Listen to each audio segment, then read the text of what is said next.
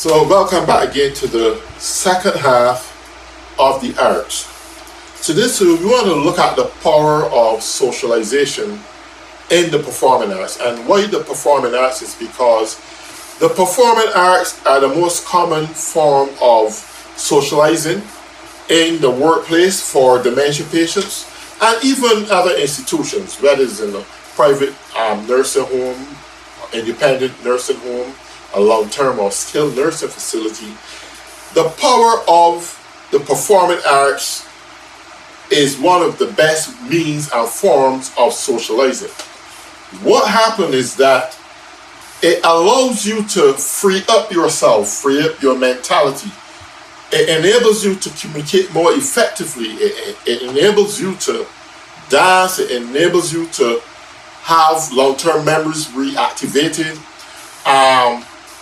It stimulates you to the point where you can fully have a moment of socializing. You can reflect back old family memories. You can reflect back childhood days.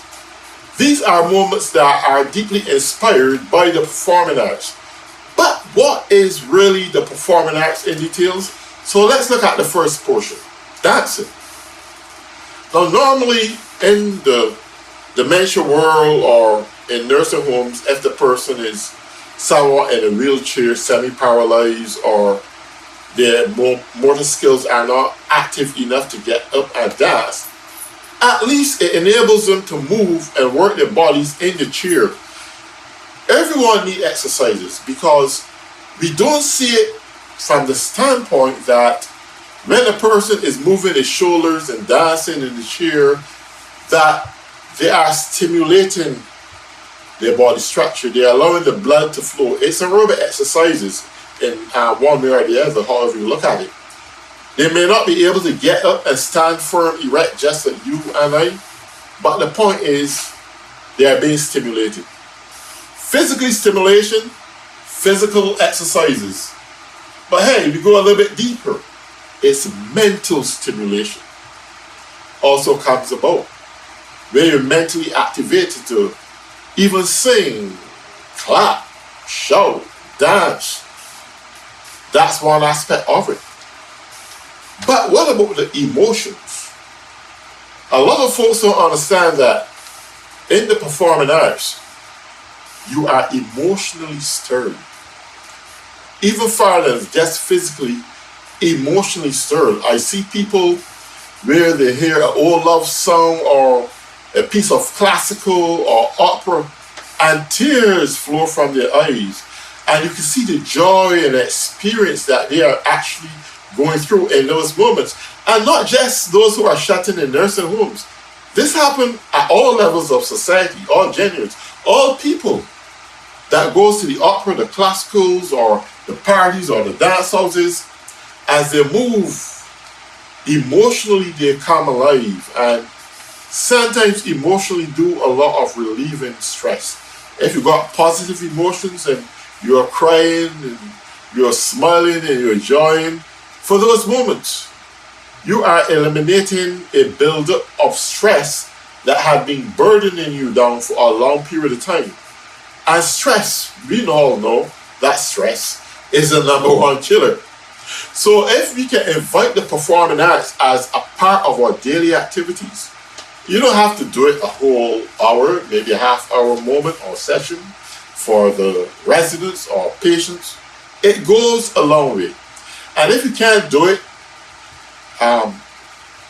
corporately among with other people, just you can have an iPad or something individually set up, a tablet for someone to enjoy the benefits of music or a good piece of poetry.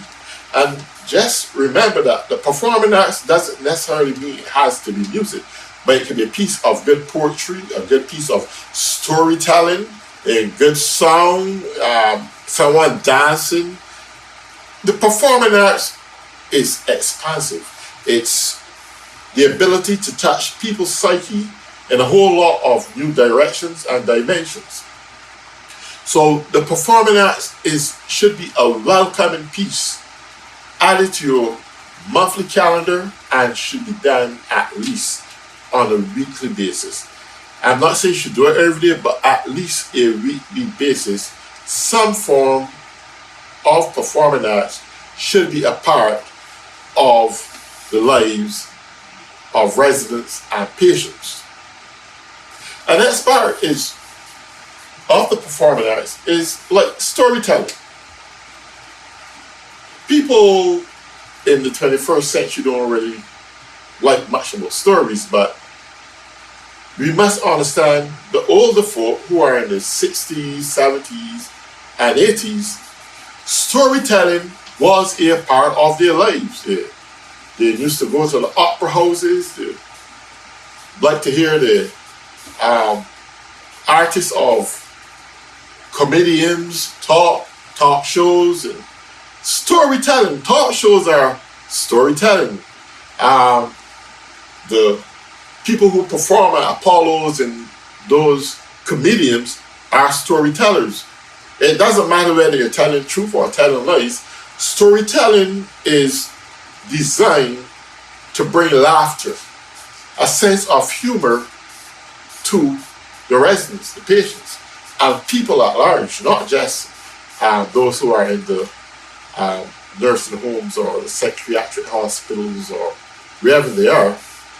But storytelling is a progressive piece of art that nourish the minds, the soul, the heart, and it releases psychological tension. It releases emotional trauma that enables you to have a moment of laughter and just transform your mind from out of gravitation, of tension and turmoil, maybe confusion. That should be a next piece added to your monthly calendars. That is vitally important. So we are experiencing the power of the arts, and I want to conclude in this session, this last session, that I believe everyone who are writing activity calendars should strongly recommend the fragmentation of several different types of arts be a part of the active calendar. Because all human beings like creativity and expressions. And because of doing that, we should tailor-made our calendars to tap in to individuals' likes, what they need. And as I said, you can't please every one single person, but certainly we can please many groups. That's why if you go to the Apollo or one of those comedian places, there's a whole group of people listening to storytelling or comedies or talk shows. And it's not that people doesn't have different directions in life or different things that they like, but that form of storytelling, that piece of the performing arts, inspired many people, inspired many cultures from many origins and so forth. That brings people together. That is what activates and restores some sense of normality to residents and patients, to enable them to succeed in their struggles of life, to get them through the day. Those moments are meaningful. All activities should be meaningful, but let's deploy a strong sense of arts, the art culture, the art form, performing arts, literal arts, language arts, culinary arts, liberal arts. It doesn't matter. Abstract arts, fine arts, visual arts. It doesn't matter. The art is all ingrained in us biologically, socially, and it's time that we start to deploy those measures to bring normalcy in the nursing homes despite of the cognitive ability and what everyone is experiencing. So in these moments, again, as we go through this process of the arts, I trust again that this is taking you to a next level of understanding the importance. Yes, we do all kinds of things on our calendars. We have different plans and we have this, but we have to look at what relieves stress, in everyone's lives on a daily level. It doesn't matter who you are. Everyone likes music. Everyone likes, they have different choices of music, but everyone somewhat gravitates towards music. Everyone somewhat gravitates storytelling. Everyone loves a good piece of poetry. Everyone loves a good piece of comedy. The arts is so fulfilling and it's full of pure restoration. It may not affect the short-term memories, but hey, you are actually nourishing the long-term memories. That you can have that sense of belonging and pride to a normal society, and it brings peace and joy to your residents and patients.